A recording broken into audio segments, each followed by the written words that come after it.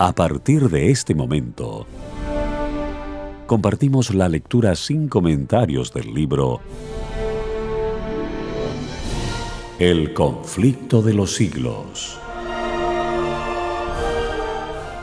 escrito por Helena Harmon de White. Capítulo 34. El misterio de la inmortalidad.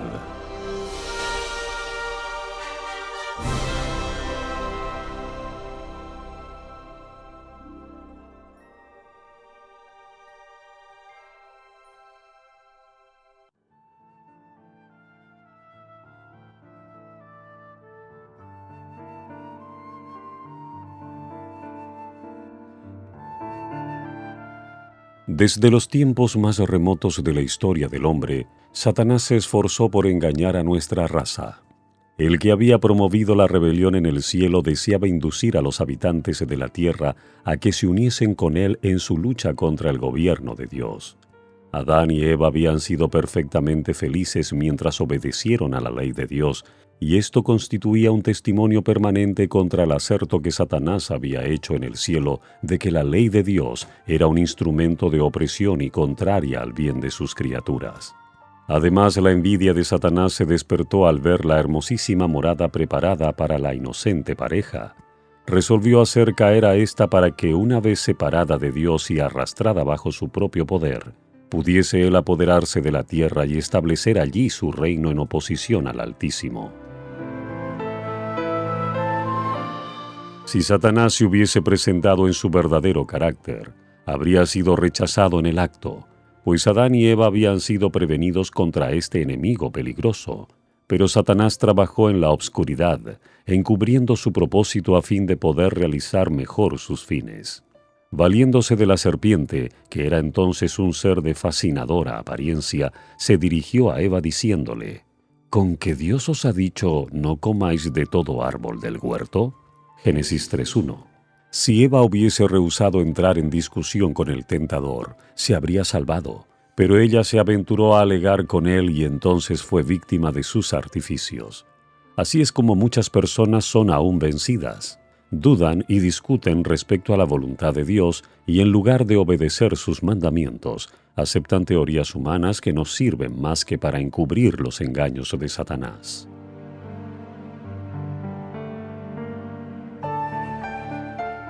Y respondió la mujer a la serpiente: Del fruto de los árboles del jardín bien podemos comer, mas del fruto del árbol que está en medio del jardín, ha dicho Dios: No comeréis de él ni lo tocaréis, no sea que muráis. Entonces dijo la serpiente a la mujer: De seguro que no moriréis. Antes bien, sabe Dios que en el día que comiereis de él, vuestros ojos serán abiertos y seréis como Dios, conocedores del bien y del mal. La serpiente declaró que se volverían como Dios, que tendrían más sabiduría que antes y que serían capaces de entrar en un estado superior de existencia. Eva cedió a la tentación y por influjo suyo, Adán fue inducido a pecar. Ambos aceptaron la declaración de la serpiente de que Dios no había querido decir lo que había dicho. Desconfiaron de su Creador y se imaginaron que les estaba coartando la libertad y que podían ganar gran caudal de sabiduría y mayor elevación quebrantando su ley. Pero, ¿cómo comprendió Adán después de su pecado el sentido de las siguientes palabras? En el día que comiereis de él, ¿de seguro morirás? ¿Comprendió qué significaban lo que Satanás le había inducido a creer, que iba a ascender a un grado más alto de existencia? De haber sido así, habría salido ganando con la transgresión, y Satanás habría resultado en bienhechor de la raza. Pero Adán comprobó que no era tal el sentido de la declaración divina. Dios sentenció al hombre, en castigo por su pecado, a volver a la tierra de donde había sido tomado. Polvo eres y al polvo serás tornado.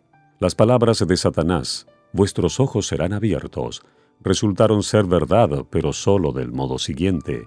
Después de que Adán y Eva hubieron desobedecido a Dios, sus ojos fueron abiertos y pudieron discernir su locura.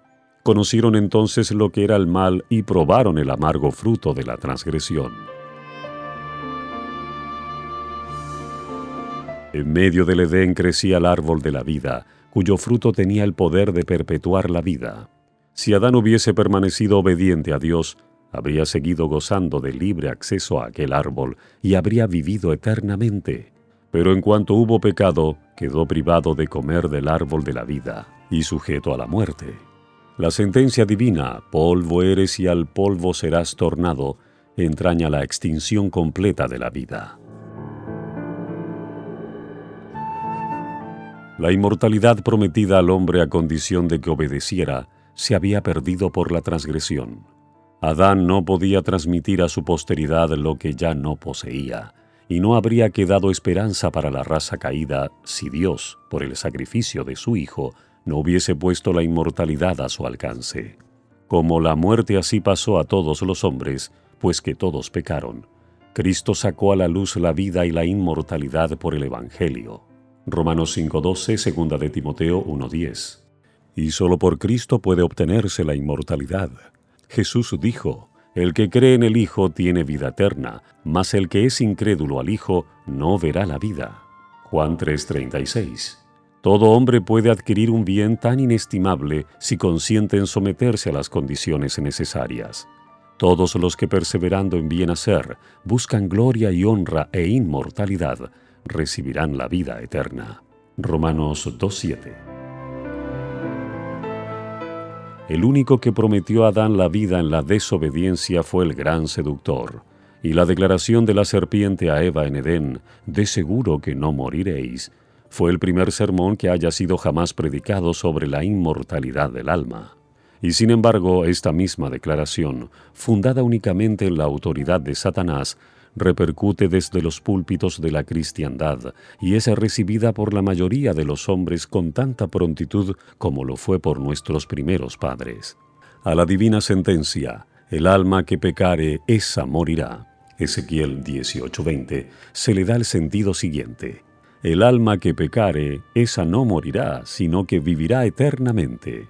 No puede uno menos que extrañar la rara infatuación con que los hombres creen, sin más ni más, las palabras de Satanás y se muestran tan incrédulos a las palabras de Dios.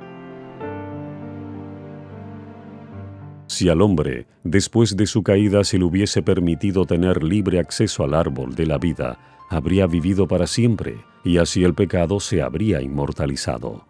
Pero un querubín y una espada que arrojaba llamas guardaba el camino del árbol de la vida. Génesis 3:24. Y a ningún miembro de la familia de Adán le ha sido permitido salvar esta raya y participar de esa fruta de la vida. Por consiguiente, no hay ni un solo pecador inmortal. Pero después de la caída, Satanás ordenó a sus ángeles que hicieran un esfuerzo especial para inculcar la creencia de la inmortalidad natural del hombre. Y después de haber inducido a la gente a aceptar este error, debían llevarla a la conclusión de que el pecador viviría en penas eternas. Ahora el príncipe de las tinieblas, obrando por conducto de sus agentes, representa a Dios como un tirano vengativo y declara que arroja al infierno a todos aquellos que no le agradan, que les hace sentir eternamente los efectos de su ira, y que mientras ellos sufren tormentos indecibles y se retuercen en las llamas eternas, su Creador los mira satisfecho. Así es como el gran enemigo reviste con sus propios atributos al Creador y bienhechor de la humanidad. La crueldad es satánica, Dios es amor, y todo lo que Él creó era puro, santo y amable, hasta que el pecado fue introducido por el primer gran rebelde. Satanás mismo es el enemigo que tienta al hombre y lo destruye luego si puede, y cuando se ha adueñado de su víctima se alaba de la ruina que ha causado. Si ello le fuese permitido, prendería a toda la raza humana en sus redes. Si no fuese por la intervención del poder divino, ni hijo ni hija de Adán escaparían. Hoy día Satanás está tratando de vencer a los hombres, como venció a nuestros primeros padres, debilitando su confianza en el Creador e induciéndoles a dudar de la sabiduría de su gobierno y de la justicia de sus leyes.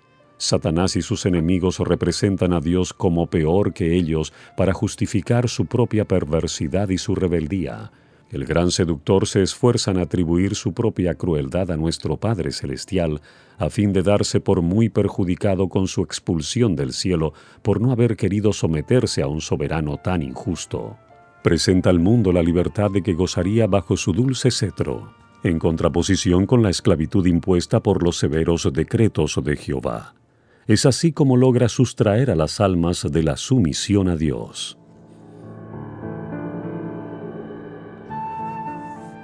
Cuán repugnante a todo sentimiento de amor y de misericordia y hasta a nuestro sentido de justicia es la doctrina según la cual después de muertos los impíos son atormentados con fuego y azufre en un infierno que arde eternamente y por los pecados de una corta vida terrenal deben sufrir tormentos por tanto tiempo como Dios viva.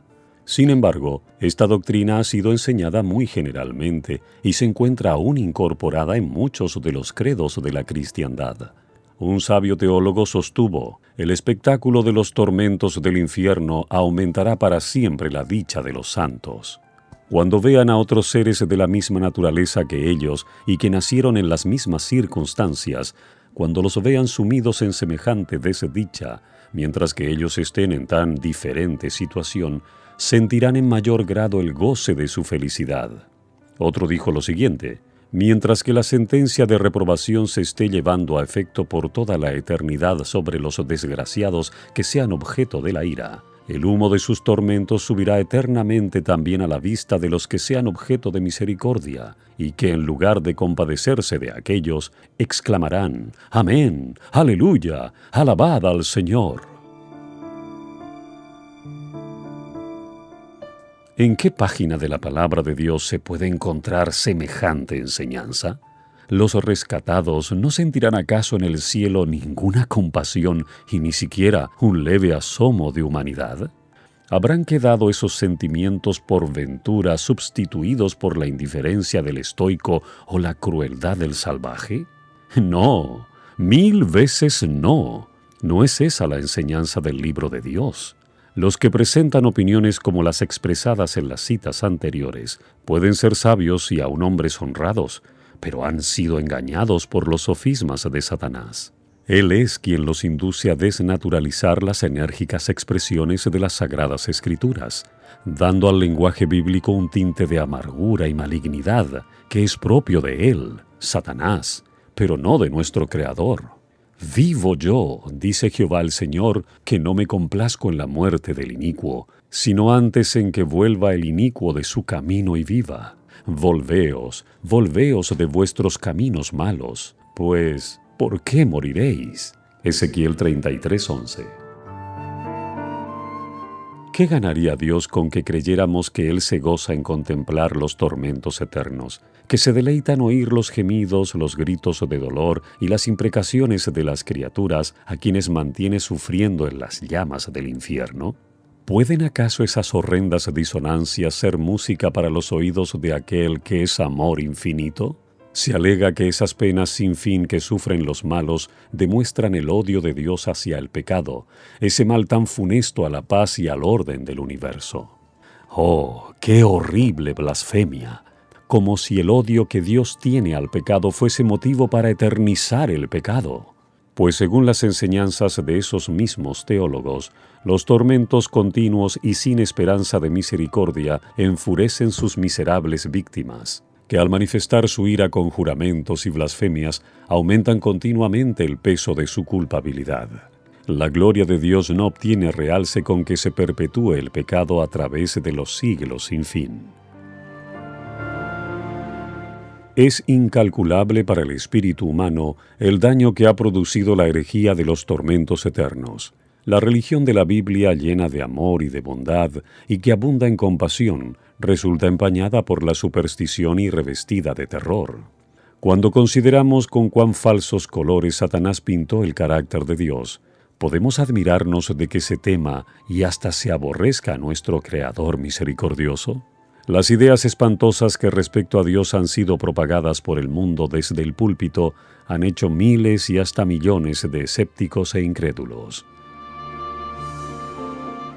La teoría de las penas eternas es una de las falsas doctrinas que constituyen el vino de las abominaciones de Babilonia, del cual ella da de beber a todas las naciones. Apocalipsis 14:8 y 17:2. Es verdaderamente inexplicable que los ministros de Cristo hayan aceptado esta herejía y la hayan proclamado desde el púlpito. La recibieron de Roma como de Roma también recibieron el falso día de reposo. Es cierto que dicha herejía ha sido enseñada por hombres piadosos y eminentes, pero la luz sobre este asunto no les había sido dada como a nosotros. Eran responsables tan solo por la luz que brillaba en su tiempo. Nosotros tenemos que responder por la que brilla en nuestros días. Si nos alejamos del testimonio de la palabra de Dios y aceptamos falsas doctrinas porque nuestros padres las enseñaron, caemos bajo la condenación pronunciada contra Babilonia. Estamos bebiendo del vino de sus abominaciones. Muchos a quienes subleva la doctrina de los tormentos eternos se lanzan al error opuesto. Ven que las Santas Escrituras representan a Dios como un ser lleno de amor y compasión y no pueden creer que haya de entregar sus criaturas a las llamas de un infierno eterno. Pero como creen que el alma es de por sí inmortal, no ven otra alternativa que sacar la conclusión de que toda la humanidad será finalmente salvada. Muchos son los que consideran las amenazas de la Biblia como destinadas tan solo a amedrentar a los hombres para que obedezcan y no como debiendo cumplirse literalmente. Así el pecador puede vivir en placeres egoístas sin prestar atención alguna a lo que Dios exige de él, y esperar sin embargo que será recibido finalmente en su gracia. Semejante doctrina que así especula con la misericordia divina, pero ignora su justicia, agrada al corazón carnal y alienta a los malos en su iniquidad. Para muestra de cómo los que creen en la salvación universal tuercen el sentido de las Escrituras para sostener sus dogmas deleterios para las almas, basta citar sus propias declaraciones. En los funerales de un joven irreligioso muerto instantáneamente en una desgracia, un ministro universalista escogió por texto de su discurso las siguientes palabras que se refieren a David. Ya estaba consolado acerca de Amnón, que era muerto. Segunda de Samuel 13:39. A menudo me preguntan, dijo el orador, ¿cuál será la suerte de los que mueren en el pecado? Tal vez en estado de embriaguez, o que mueren sin haber lavado sus vestiduras de las manchas ensangrentadas del crimen, o como este joven, sin haber hecho profesión religiosa ni tenido experiencia alguna en asuntos de religión. Nos contentamos con citar las Sagradas Escrituras. La contestación que nos dan al respecto ha de resolver tan tremendo problema. Amnón era pecador en extremo, era impenitente, se embriagó y fue muerto en ese estado. David era profeta de Dios. Debía saber si Amnón se encontraba bien o mal en el otro mundo. ¿Cuáles fueron las expresiones de su corazón? El rey David deseó ver a Absalom, porque estaba consolado acerca de Amnón que era muerto. ¿Y qué debemos deducir de estas palabras? ¿No es acaso que los sufrimientos sin fin no formaban parte de su creencia religiosa? Así lo entendemos nosotros. Y aquí encontramos un argumento triunfante en apoyo de la hipótesis más agradable, más luminosa y más benévola de la pureza y de la paz finales y universales. Se había consolado de la muerte de su hijo. ¿Y por qué? Porque podía con su ojo de profeta echar una mirada hacia el glorioso estado, ver a su hijo muy alejado de todas las tentaciones, libertado y purificado de la esclavitud y corrupciones del pecado, y después de haber sido suficientemente santificado e iluminado, admitido a la asamblea de espíritus superiores y dichosos.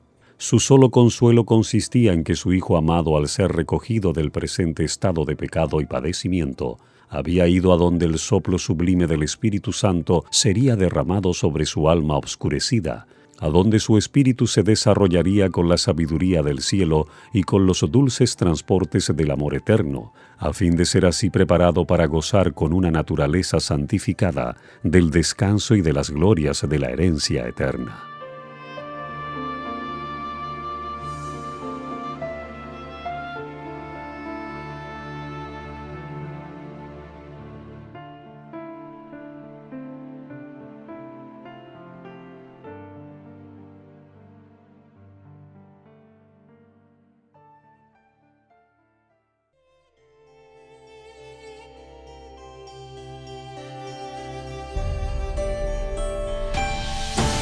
Usted está escuchando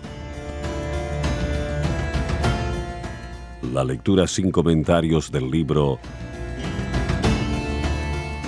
El conflicto de los siglos. Capítulo 34. El misterio de la inmortalidad.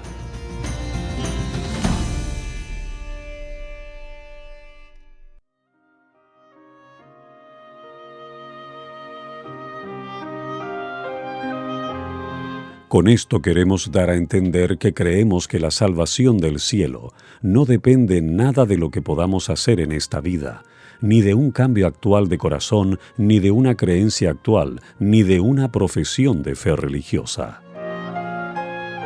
Así es como este profeso ministro de Cristo reitera la mentira ya dicha por la serpiente en Edén. De seguro que no moriréis. En el día que comiereis de él, vuestros ojos serán abiertos y seréis como Dios. Afirma que los más viles pecadores, el homicida, el ladrón y el adúltero, serán preparados después de la muerte para gozar de la eterna bienaventuranza. ¿Y de dónde saca sus conclusiones este falseador de las Sagradas Escrituras? De una simple frase que expresa la sumisión de David a la dispensación de la providencia. Su alma deseó ver a Absalom, porque estaba consolado acerca de Amnón que era muerto. Al mitigarse con el andar del tiempo la acrimonia de su aflicción, sus pensamientos se volvieron del hijo muerto al hijo vivo que se había desterrado voluntariamente por temor al justo castigo de su crimen.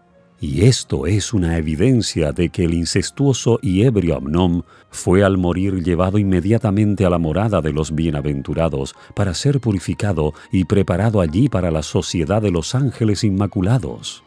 Fábula amena, por cierto, muy apropiada para satisfacer el corazón carnal. Es la doctrina del mismo Satanás y produce el efecto que él desea. ¿Es entonces de extrañar que con tales enseñanzas la iniquidad abunde? La conducta de este falso maestro ilustra la de otros muchos. Desprenden de sus contextos unas cuantas palabras de las Sagradas Escrituras, por más que en muchos casos aquellos encierren un significado contrario al que se les presta.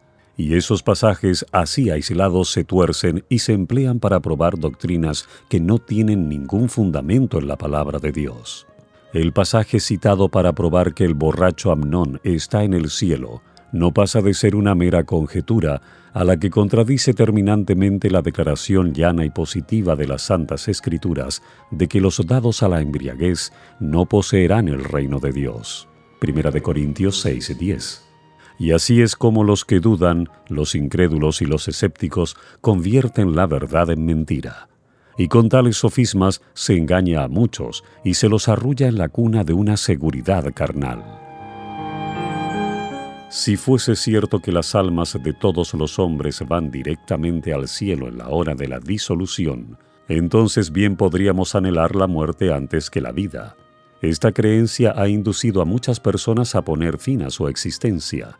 Cuando está uno anonadado por los cuidados, por las perplejidades y los desengaños, parece cosa fácil romper el delgado hilo de la vida y lanzarse hacia la bienaventuranza del mundo eterno. Dios declara positivamente en su palabra que castigará a los transgresores de su ley. Los que se lisonjean con la idea de que es demasiado misericordioso para ejecutar su justicia contra los pecadores, no tienen más que mirar a la cruz del Calvario. La muerte del Inmaculado Hijo de Dios testifica que la paga del pecado es muerte, que toda violación de la ley de Dios debe recibir su justa retribución. Cristo, que era sin pecado, se hizo pecado a causa del hombre. Cargó con la culpabilidad de la transgresión y sufrió tanto cuando su Padre apartó su faz de él, que su corazón fue destrozado y su vida aniquilada. Hizo todos esos sacrificios a fin de redimir al pecador. De ningún otro modo habría podido el hombre libertarse de la penalidad del pecado, y toda alma que se niegue a participar de la expiación conseguida a tal precio debe cargar en su propia persona con la culpabilidad y con el castigo por la transgresión. Consideremos lo que la Biblia enseña además respecto a los impíos y a los que no se han arrepentido, y a quienes los universalistas colocan en el cielo como santos y bienaventurados ángeles. Al que tuviere sed, le daré a beber de la fuente del agua de la vida de balde. Apocalipsis 21:6. Esta promesa es solo para aquellos que tuvieren sed. Solo aquellos que sienten la necesidad del agua de la vida y que la buscan a cualquier precio la recibirán. El que venciere heredará todas las cosas, y yo seré su Dios, y él será mi hijo. Aquí también las condiciones están especificadas. Para heredar todas las cosas, debemos resistir al pecado y vencerlo. El Señor declara por el profeta Isaías: «Decida al justo que le irá bien. Ay del impío, mal le irá porque según las obras de sus manos le será pagado». Isaías 3, 10 y 11. Pero aunque el pecador haga mal 100 veces, dice el sabio, y con todo se le prolonguen los días, sin embargo yo ciertamente sé que les irá bien a los que temen a Dios, por lo mismo que temen delante de Él. Al hombre malo empero no le irá bien. Eclesiastés 8, 12 y 13. Y San Pablo declara que el pecador se atesora ira para el día de la ira de la manifestación del justo juicio de Dios, el cual pagará a cada uno conforme a sus obras. Tribulación y angustia sobre toda persona humana que obra lo malo. Romanos 2, 5, 6 y 9. Ningún fornicario, ni persona impúdica, u hombre avaro, el cual es idólatra, tiene herencia alguna en el reino de Cristo y de Dios. Efesios 5:5. Seguid la paz con todos y la santidad, sin la cual nadie verá al Señor. Hebreos 12:14. Bienaventurados los que guardan sus mandamientos, para que su potencia sea en el árbol de la vida, y que entren por las puertas en la ciudad. Mas los perros estarán fuera, y los hechiceros, y los disolutos, y los homicidas, y los idólatras, y cualquiera que ama y hace mentira. Apocalipsis 22, 14 y 15. Dios ha hecho a los hombres una declaración respecto de su carácter y de su modo de proceder con el pecador. Jehová, Jehová, Dios compasivo y clemente, lento en iras y grande en misericordia y en fidelidad, que usa de misericordia hasta la 1000ª generación, que perdona la iniquidad, la transgresión y el pecado, pero que de ningún modo tendrá por inocente al rebelde. Éxodo 34, 6 y 7. Destruirá a todos los inicuos, los transgresores, todos a una serán destruidos, el porvenir de los malos será cortado. Salmo 145, 20 y 37, 38. El poder y la autoridad del gobierno de Dios serán empleados para vencer la rebelión. Sin embargo, todas las manifestaciones de su justicia retributiva estarán perfectamente en armonía con el carácter de Dios, de un Dios misericordioso, paciente y benévolo. Dios no fuerza la voluntad ni el juicio de nadie, no se complace en la obediencia servil. Quiere que las criaturas salidas de sus manos le amen porque es digno de amor. Quiere que le obedezcan porque aprecian debidamente su sabiduría, su justicia y su bondad. Y todos los que tienen justo concepto de estos atributos le amarán porque serán atraídos a él por la admiración de sus atributos. Los principios de bondad, misericordia y amor enseñados y puestos en práctica por nuestro Salvador son fiel trasunto de la voluntad y del carácter de Dios. Cristo declaró que no enseñaba nada que no hubiese recibido de su Padre. Los principios del gobierno divino se armonizan perfectamente con el precepto del Salvador. Amad a vuestros enemigos. Dios ejecuta su justicia sobre los malos para el bien del universo y hasta para el bien de aquellos sobre quienes recaen sus juicios. Él quisiera hacerlos felices si pudiera hacerlo de acuerdo con las leyes de su gobierno y la justicia de su carácter. Extiende hasta ellos las manifestaciones de su amor, les concede el conocimiento de su ley y los persigue con las ofertas de su misericordia. Pero ellos desprecian su amor, invalidan su ley y rechazan su misericordia. Por más que reciben continuamente sus dones, deshonran al dador, aborrecen a Dios porque saben que aborrece sus pecados. El Señor soporta mucho tiempo sus perversidades, pero la hora decisiva llegará al fin, y entonces su suerte quedará resuelta. ¿Encadenará Él entonces estos rebeldes a su lado? los obligará a hacer su voluntad? Los que han escogido a Satanás por jefe y que se han puesto bajo su poder, no están preparados para entrar en la presencia de Dios. El orgullo, el engaño, la impureza, la crueldad se han arraigado en sus caracteres. ¿Pueden entonces entrar en el cielo para morar eternamente con aquellos a quienes despreciaron y odiaron en la tierra? La verdad no agradará nunca al mentiroso. La mansedumbre no satisfará jamás a la vanidad y al orgullo. La pureza no puede ser aceptada por el disoluto. El amor desinteresado no tiene atractivo para el egoísta. ¿Qué goces podría ofrecer el cielo a los que están completamente absorbidos en los intereses egoístas de la tierra?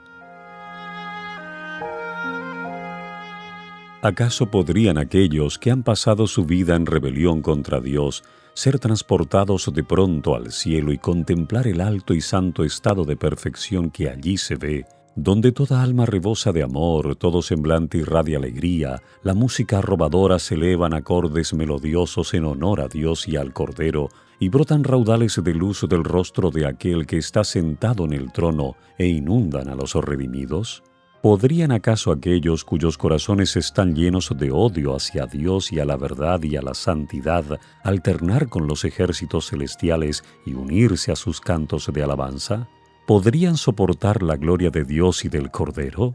No, no. Años de prueba les fueron concedidos para que pudiesen formar caracteres para el cielo, pero nunca se acostumbraron a amar lo que es puro, nunca aprendieron el lenguaje del cielo y ya es demasiado tarde. Una vida de rebelión contra Dios los ha inhabilitado para el cielo. La pureza, la santidad y la paz que reinan allí serían para ellos un tormento, la gloria de Dios un fuego consumidor. Ansiarían huir de aquel santo lugar, desearían que la destrucción los cubriese de la faz de aquel que murió para redimirlos. La suerte de los malos queda determinada por la propia elección de ellos. Su exclusión del cielo es un acto de su propia voluntad y un acto de justicia y misericordia por parte de Dios. Del mismo modo que las aguas del diluvio, las llamas del gran día proclamarán el veredicto de Dios de que los malos son incurables. Ellos no tienen ninguna disposición para someterse a la autoridad divina. Han ejercitado su voluntad en la rebeldía y cuando termine la vida será demasiado tarde para desviar la corriente de sus pensamientos en sentido opuesto. Demasiado tarde para volverse de la transgresión hacia la obediencia, del odio hacia el amor. Al perdonarle la vida a Caín el homicida, Dios dio al mundo un ejemplo de lo que sucedería si le fuese permitido al pecador seguir llevando una vida de iniquidad sin freno. La influencia de las enseñanzas y de la conducta de Caín arrastraron al pecado a multitudes de sus descendientes, hasta que la malicia de los hombres era mucha en la tierra y que todo designio de los pensamientos del corazón de ellos era de continuo solamente el mal. Y corrompióse la tierra delante de Dios, y estaba la tierra llena de violencia. Génesis 6, 5 y 11. Fue por misericordia para con el mundo por lo que Dios barrió los habitantes de él en tiempo de Noé. Fue también por misericordia por lo que destruyó a los habitantes corrompidos de Sodoma. Debido al poder engañador de Satanás, los obreros de iniquidad se granjean simpatía y admiración y arrastran a otros a la rebelión. Así sucedió en días de Caín y de Noé, como también en tiempo de Abraham y de Lot, y así sucede en nuestros días. Por misericordia para con el universo destruirá Dios finalmente a los que rechazan su gracia. Porque la paga del pecado es muerte, mas la dádiva de Dios es vida eterna en Cristo Jesús, Señor nuestro. Romanos 6:23. Mientras la vida es la heredad de los justos, la muerte es la porción de los impíos. Moisés declaró a Israel: Mira, yo he puesto delante de ti hoy la vida y el bien, la muerte y el mal. Deuteronomio 30:15.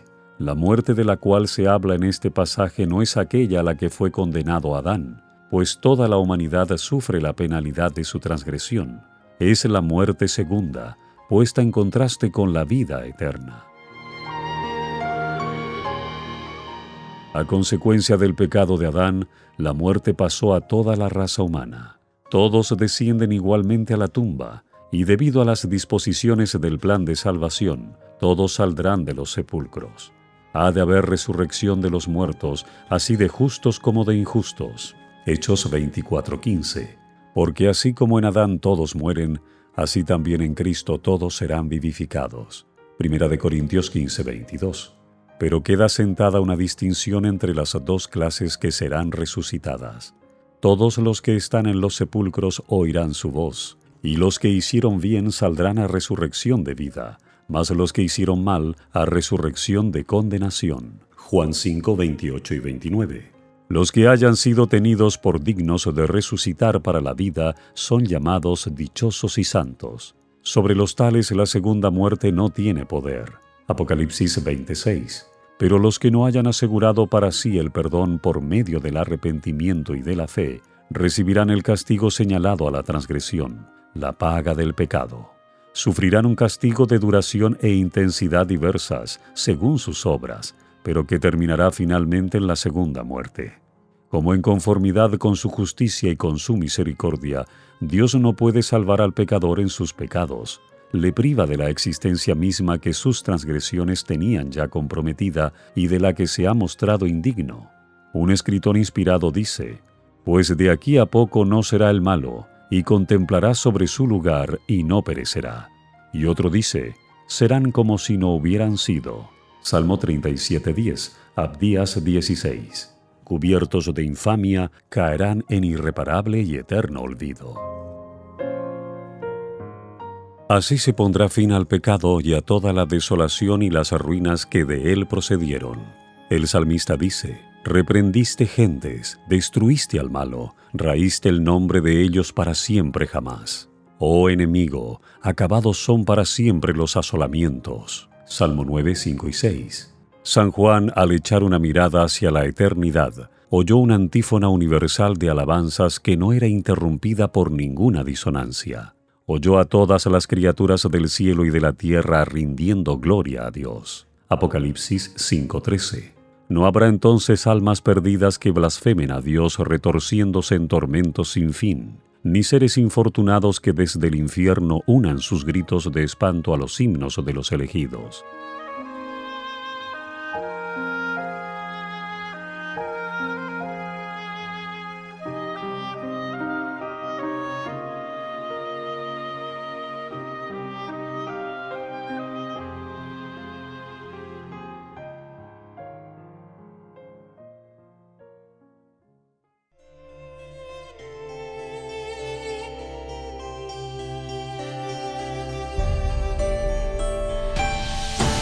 Usted está escuchando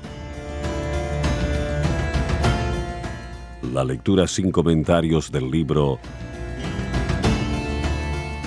El conflicto de los siglos. Capítulo 34. El misterio de la inmortalidad.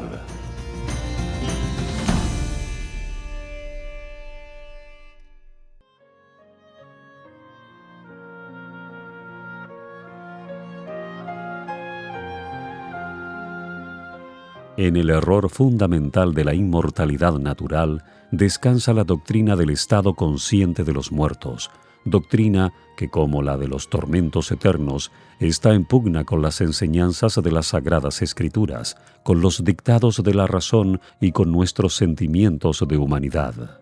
Según la creencia popular, los redimidos en el cielo están al cabo de todo lo que pasa en la tierra, y especialmente de lo que les pasa a los amigos que dejaron atrás. Pero ¿cómo podría ser fuente de dicha para los muertos el tener conocimiento de las aflicciones y congojas de los vivos, el ver los pecados cometidos por aquellos a quienes aman y verlos sufrir todas las penas, desilusiones y angustias de la vida? ¿Cuánto podrían gozar de la bienaventuranza del cielo los que revolotean alrededor de sus amigos en la tierra? Y cuán repulsiva es la creencia de que apenas exhalado el último suspiro, el alma del impenitente es arrojada a las llamas del infierno. ¿En qué abismos de dolor no deben sumirse los que ven a sus amigos bajar a la tumba sin preparación para entrar en una eternidad de pecado y de dolor? Muchos han sido arrastrados a la locura por este horrible pensamiento que los atormentara. ¿Qué dicen las Sagradas Escrituras a este respecto? David declara que el hombre no es consciente en la muerte. Saldrá su espíritu, tornaráse en su tierra. En aquel día perecerán sus pensamientos. Salmo 146, 4. Salomón da el mismo testimonio, porque los que viven saben que han de morir, mas los muertos nada saben. También su amor y su odio y su envidia feneció ya, ni tiene ya más parte en el siglo, en todo lo que se hace debajo del sol. A donde tú vas no hay obra, ni industria, ni ciencia, ni sabiduría. Eclesiastés 9, 5, 6 y 10. Cuando en respuesta a sus oraciones la vida de Ezequías fue prolongada por 15 años, el rey agradecido tributó a Dios loores por su gran misericordia. En su canto de alabanza dice por qué se alegraba. No te ha de alabar el sepulcro, la muerte no te celebrará, ni esperarán en tu verdad los que bajan al hoyo. El viviente sí, Él te alabará, como yo el día de hoy. Isaías 38, 18 y 19. La teología de moda presenta a los justos que fallecen como si estuvieran en el cielo gozando de la bienaventuranza y loando a Dios con lenguas inmortales. Pero Ezequías no veía tan gloriosa perspectiva en la muerte. Sus palabras concuerdan con el testimonio del salmista. Porque en la muerte no hay memoria de ti. ¿Quién te lo hará en el sepulcro? Salmo 6:5. No son los muertos los que alaban a Jehová, ni todos los que bajan al silencio. Salmo 115:17. En el día de Pentecostés, San Pedro declaró que el patriarca David murió y fue sepultado, y su sepulcro está con nosotros hasta el día de hoy. Porque David no subió a los cielos. Hechos 2, 29 y 34. El hecho de que David permanecerá en el sepulcro hasta el día de la resurrección prueba que los justos no van al cielo cuando mueren. Es sólo mediante la resurrección y en virtud y como consecuencia de la resurrección de Cristo, por lo cual David podrá finalmente sentarse a la diestra de Dios. Y San Pablo dice, porque si los muertos no resucitan, tampoco Cristo resucitó. Y si Cristo no resucitó, vuestra fe es vana, aún estáis en vuestros pecados. Entonces también los que durmieron en Cristo son perdidos. Primera de Corintios 15, 16 al 18. Si desde hace 4000 años los justos al morir hubiesen ido directamente al cielo, ¿cómo habría podido decir San Pablo que si no hay resurrección, también los que durmieron en Cristo son perdidos? No habría necesidad de resurrección. El mártir Tyndale, refiriéndose al estado de los muertos, declaró: confieso francamente que no estoy convencido de que ellos gocen ya de la plenitud de gloria en que se encuentran Dios y los ángeles elegidos, ni es tampoco artículo de mi fe, pues si así fuera, entonces no puedo menos que ver que sería vana la predicación de la resurrección de la carne. Es un hecho incontestable que la esperanza de pasar al morir a la felicidad eterna ha llevado a un descuido general de la doctrina bíblica de la resurrección. Esta tendencia ha sido notada por el doctor Adam Clarke, quien escribió: la doctrina de la resurrección parece haber sido mirada por los cristianos como si tuviera una importancia mucho mayor que la que se le concede hoy. ¿Cómo es eso? Los apóstoles insistían siempre en ella, y por medio de ella incitaban a los discípulos de Cristo a que fuesen diligentes, obedientes y de buen ánimo. Pero sus sucesores actuales casi nunca la mencionan. Tal la predicación de los apóstoles, y tal la fe de los primitivos cristianos, tal nuestra predicación, y tal la fe de los que nos escuchan. No hay doctrina en la que el Evangelio insista más, y no hay doctrina que la predicación de nuestros días trate con mayor descuido.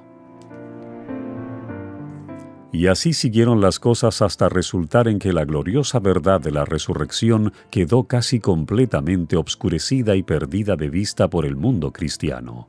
Es así que un escritor religioso autorizado, comentando las palabras de San Pablo en Primera de Tesalonicenses 4, 13 al 18, dice: para todos los fines prácticos de consuelo, la doctrina de la inmortalidad bienaventurada de los justos reemplaza para nosotros cualquier doctrina dudosa de la segunda venida del Señor. Cuando morimos es cuando el Señor viene a buscarnos. Eso es lo que tenemos que esperar y para lo que debemos estar precavidos. Los muertos ya han entrado en la gloria. Ellos no esperan el sonido de la trompeta para comparecer en juicio y entrar en la bienaventuranza. Pero cuando Jesús estaba a punto de dejar a sus discípulos, no les dijo que irían pronto a reunírsele. «Voy a prepararos el lugar», les dijo, «y si yo fuere y os preparare el lugar, vendré otra vez y os recibiré conmigo». Juan 14, 2 y 3. Y San Pablo nos dice además que el mismo Señor con aclamación, con voz de arcángel y con trompeta de Dios, descenderá del cielo, y los muertos en Cristo resucitarán primero. Luego nosotros, los que vivimos, los que quedamos, juntamente con ellos seremos arrebatados en las nubes a recibir al Señor en el aire, y así estaremos siempre con el Señor. Y agrega, por tanto, consolaos los unos a los otros en estas palabras. Primera de Tesalonicenses 4, 16 al 18. Cuán grande es el contraste entre estas palabras de consuelo y las del ministro universalista citadas anteriormente. Este último consolaba a los amigos en duelo con la seguridad de que por pecaminoso que hubiese sido el fallecido, apenas hubo exhalado su último suspiro, debió ser recibido entre los ángeles. San Pablo recuerda a sus hermanos la futura venida del Señor, cuando las losas de las tumbas serán rotas y los muertos en Cristo resucitarán para la vida eterna. Antes de entrar en la mansión de los bienaventurados, todos deben ser examinados respecto a su vida. Su carácter y sus actos deben ser revisados por Dios. Todos deben ser juzgados con arreglo a lo escrito en los libros y recompensados según hayan sido sus obras. Este juicio no se verifica en el momento de la muerte. Notad las palabras de San Pablo. Por cuanto ha establecido un día en el cual ha de juzgar al mundo con justicia, por aquel varón al cual determinó, dando fe a todos con haberle levantado de los muertos. Hechos 17:31. El apóstol enseña aquí lisa y llanamente que cierto momento, entonces por venir, había sido fijado para el juicio del mundo. San Judas se refiere a aquel mismo momento cuando dice: a los ángeles que no guardaron su original estado, sino que dejaron su propia habitación, los ha guardado en prisiones eternas, bajo tinieblas, hasta el juicio del gran día. Y luego cita las palabras de Enoc. He aquí que viene el Señor con las huestes innumerables de sus santos ángeles para ejecutar juicio sobre todos. Judas 6, 14 y 15. San Juan declara que vio a los muertos pequeños y grandes estar en pie delante del trono y abriéronse los libros, y los muertos fueron juzgados de acuerdo con las cosas escritas en los libros. Apocalipsis 20:12. Pero si los muertos están ya gozando de la bienaventuranza del cielo, o están retorciéndose en las llamas del infierno, ¿qué necesidad hay de un juicio venidero? Las enseñanzas de la palabra de Dios respecto a estos importantes puntos no son obscuras ni contradictorias. Una inteligencia mediana puede entenderlas. Pero ¿qué espíritu imparcial puede encontrar sabiduría o justicia en la teoría corriente? ¿Recibirán acaso los justos después del examen de sus vidas en el día del juicio esta alabanza? Muy bien, siervo bueno y fiel, entra en el gozo de tu Señor. Cuando ya habrán estado habitando con Él tal vez durante siglos, se sacará a los malos del lugar del tormento para hacerles oír la siguiente sentencia del juez de toda la tierra: apartaos de mí, malditos, al fuego eterno. Mateo 25, 21 y 41. Burla solemne, vergonzosa ofensa inferida a la sabiduría y justicia de Dios. La teoría de la inmortalidad del alma fue una de aquellas falsas doctrinas que Roma recibió del paganismo para incorporarla en el cristianismo. Martín Lutero la clasificó entre las fábulas monstruosas que forman parte del estercolero romano de las decretales. Comentando las palabras de Salomón en el Eclesiastés de que los muertos no saben nada, el reformador dice: otra prueba de que los muertos son insensibles. Salomón piensa que los muertos están dormidos y no sienten absolutamente nada. pues los muertos descansan, sin contar ni los días ni los años, pero cuando se despierten les parecerá como si apenas hubiesen dormido un momento. En ningún pasaje de las Santas Escrituras se encuentra declaración alguna de que los justos reciban su recompensa y los malos su castigo en el momento de la muerte. Los patriarcas y los profetas no dieron tal seguridad. Cristo y sus apóstoles no la mencionaron siquiera. La Biblia enseña a las claras que los muertos no van inmediatamente al cielo. Se les representa como si estuvieran durmiendo hasta el día de la resurrección.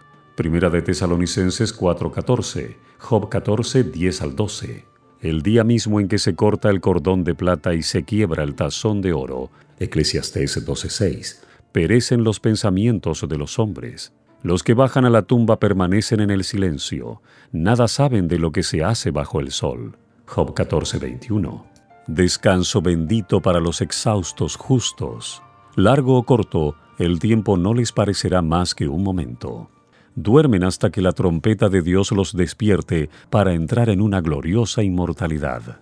Porque sonará la trompeta y los muertos resucitarán incorruptibles.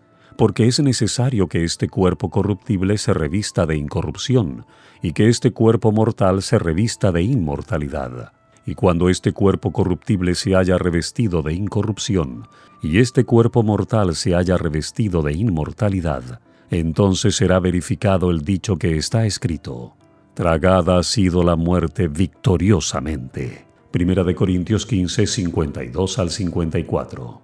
En el momento en que sean despertados de su profundo sueño, reanudarán el curso de sus pensamientos interrumpidos por la muerte. La última sensación fue la angustia de la muerte. El último pensamiento era el de que caían bajo el poder del sepulcro. Cuando se levanten de la tumba, su primer alegre pensamiento se expresará en el hermoso grito de triunfo. ¿Dónde está, oh muerte, tu aguijón?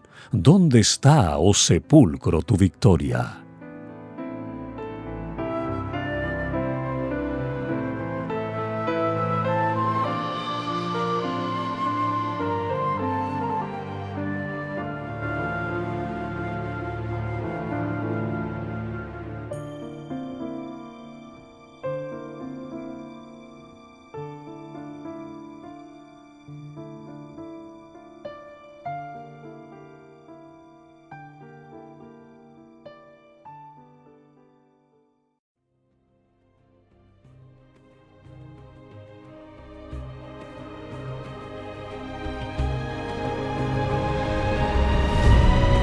Hemos presentado la lectura sin comentarios del libro El conflicto de los siglos,